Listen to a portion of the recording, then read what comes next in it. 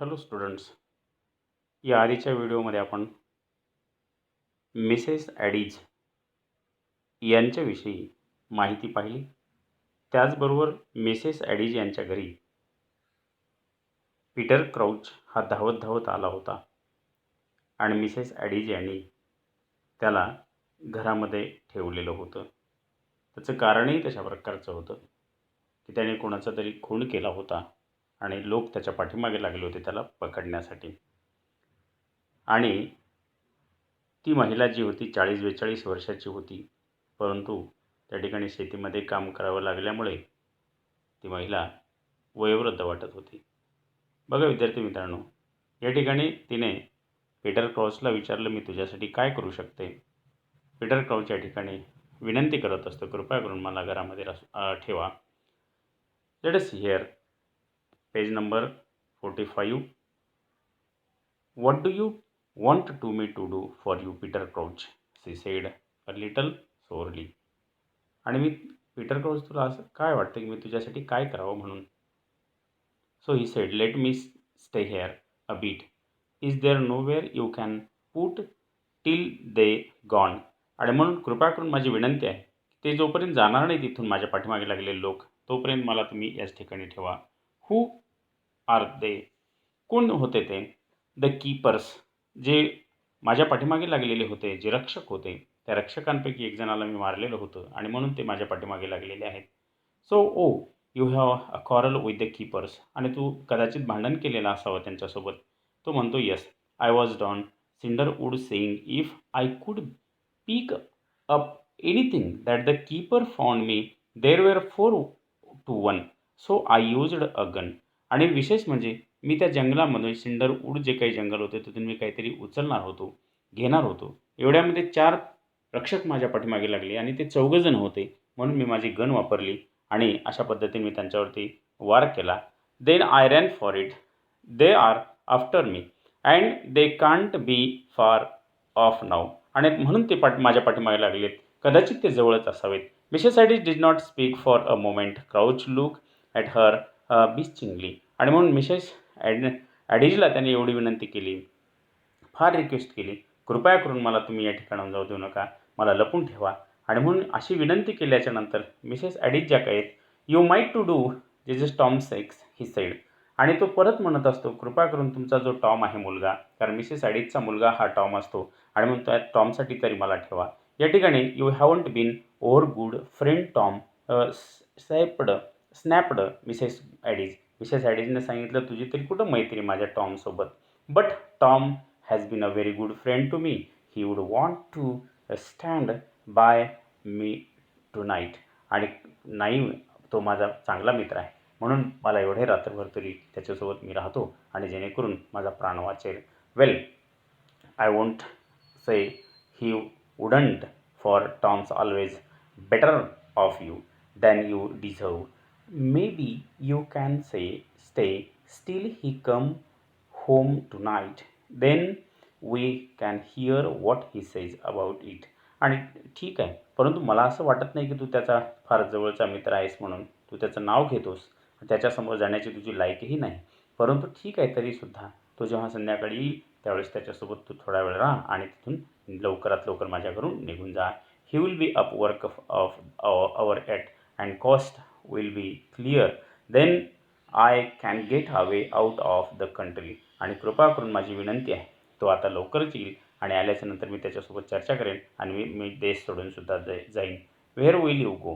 कुठे जाशील तू? I don't know. There is time to think that. मला निश्चित माहीत नाही पीटर म्हणतो कुठे जाईल, परंतु मी मात्र जाणार आहे.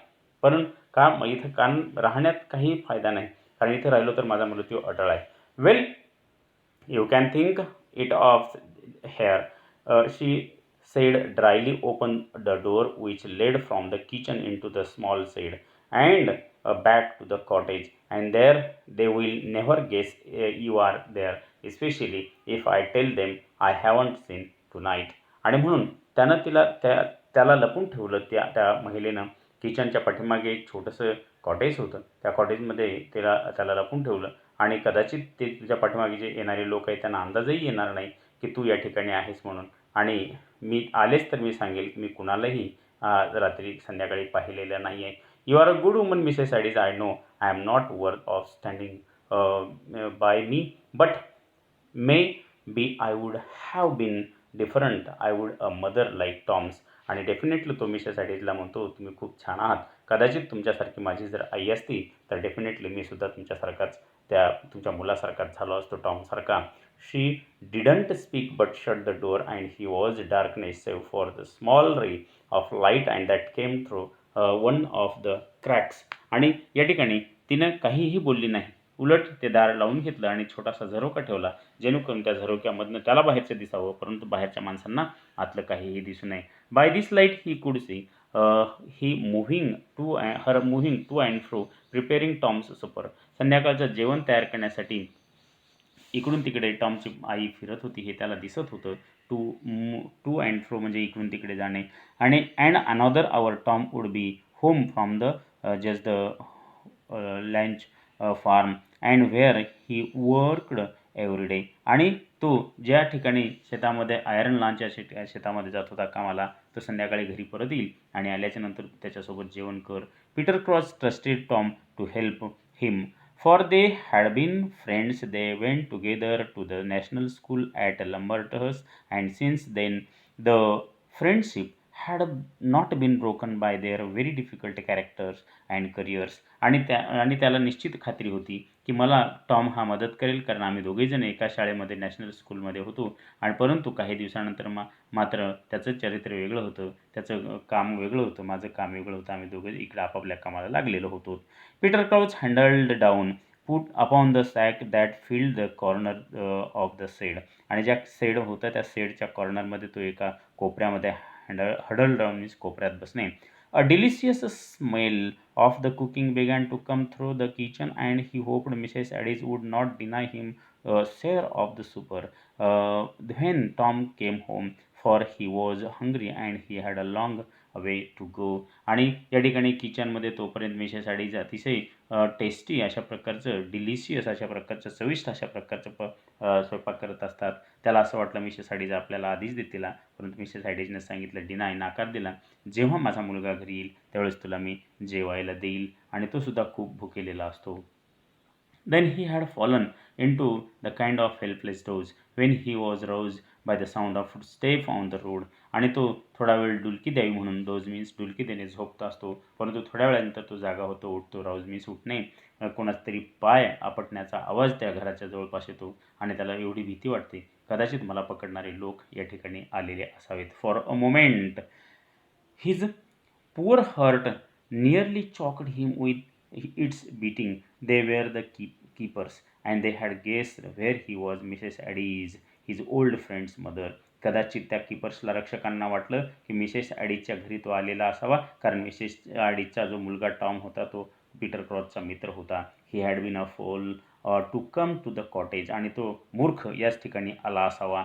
हिअरली losing his self control he shrank in to the corner shivering half sobbing. आणि कदाचित या ठिकाणी तो जो बसलेला होता पीटर क्राउच, शिवरिंग मीन्स थरथरत होता, एका कोपऱ्यात दडून बसलेला होता, सेल्फ कंट्रोल स्वतःचं ढळून गेलेलं होतं.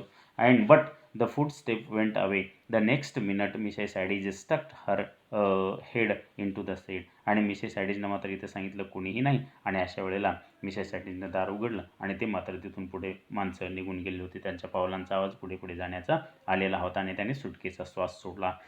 That was the keeper, she said shortly. ते रक्षक होते, तिने स्पष्ट सांगितलं.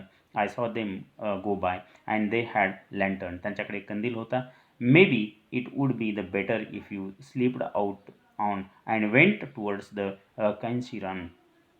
You would miss them that way and get over the Kent. And there is a London train that comes from just the Turnbridge Wells at the 10 tonight. आणि म्हणून तिने एवढंही स्पष्ट सांगितलं, त्यांच्यापासून तुला जर सुटका करून घ्यायची असेल तर कॅन्सी राऊंड नावाचं एक रेल्वे स्टेशन जवळच आहे, तिथून तुला लंडनला जाण्यासाठी एक ट्रेन भेटेल आणि तू आज रात्री 10 वाजता ती ट्रेन आहे. That's be a fine thing for me madam, but I haven't price for the ticket on me. आणि मॅडम, माझ्यासाठी खूप ही चांगली गोष्ट आहे, परंतु जाण्यासाठी माझ्याजवळ पैसे कुठं आहेत? So she went in to the kitchen drawers. Kitchen ड्रॉवर्समध्ये गेली मिसेस हॅडीज, पैसे काढले आणि here is a 7 shillings. It will be fare to the London and beat over. आणि कदाचित लंडनला जाण्याचं हे तुझं तिकीट होऊ शकतं. तिने 7 शिलिंग त्याच्या हातामध्ये टाकले आणि तू इथून आता जा, असं ती म्हणाली. For a moment he did not speak. Then he said, I don't want how to thank you ma'am. Madam, मी काहीही तुमचे कशा पद्धतीने आभार मानावेत हे मला लक्षात येत नाही. Oh you needn't thank me, I am doing for just the Tom. आणि तिने स्पष्ट सांगितलं, आभार मानण्याची गरज नाही. मी कोणासाठी करते आहे हे सगळं? हे करते आहे, माझ्या मुलाचं नाव तू घेतलं, माझ्या मुलाचा मित्र तू आहेस आणि म्हणून मी टॉमसाठी करते आहे. म्हणून माझे आभार वगैरे काही म्हणण्याची आवश्यकता नाही. I hope you won't be get trouble because of this. आणि म्हणून कदाचित माझ्यामुळे तुम्हाला कुठलाही त्रास होऊ नये. There is not much fear. No one's every likely to know you have been in this cottage. आणि तुला इथं खरं म्हणजे राहिला तर कुठल्याही प्रकारची भीती नाही. तुझ्या अंगाला कुणीही स्पर्श करू शकणार नाही. That's why I would sooner you went before Tom come back and for may be he would bring a friend with him and that's the make trouble. आणि म्हणून माझी एक विनंती आहे, कदाचित टॉम येईलही सुद्धा, परंतु टॉमच्यासोबत त्याचे कुणी मित्र जर आले दुसरे कुणी, तर ती मात्र तुला धोक्याची घंटा होऊ शकते, त्रास होऊ शकतो. So she opened the door for him, but on the threshold they both stood still, for again footstep could be heard approaching, this time from the far south. आणि जेव्हा as soon as Mrs. Hadis opened the door, there was the both keepers. जसं Mrs हॅडीजनं दरवाजा उघडला, पाहते तर समोर दोन जे काही रक्षक होते ते समोरून येत असताना अचानक समोर दिसले.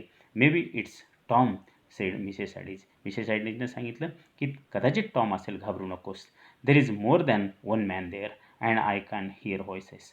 आणि कदाचित तो जो काही येणारा व्यक्ती आहे त्याच्यासोबत आणखी एक व्यक्ती दिसतोय, म्हणून टॉमच्यासोबत दुसरा कोणतरी असेल. त्या दोघांचाही आवाज आपल्या कानावरती पडतो आहे. You would be better just go back, she said shortly. Wait till they have passed then.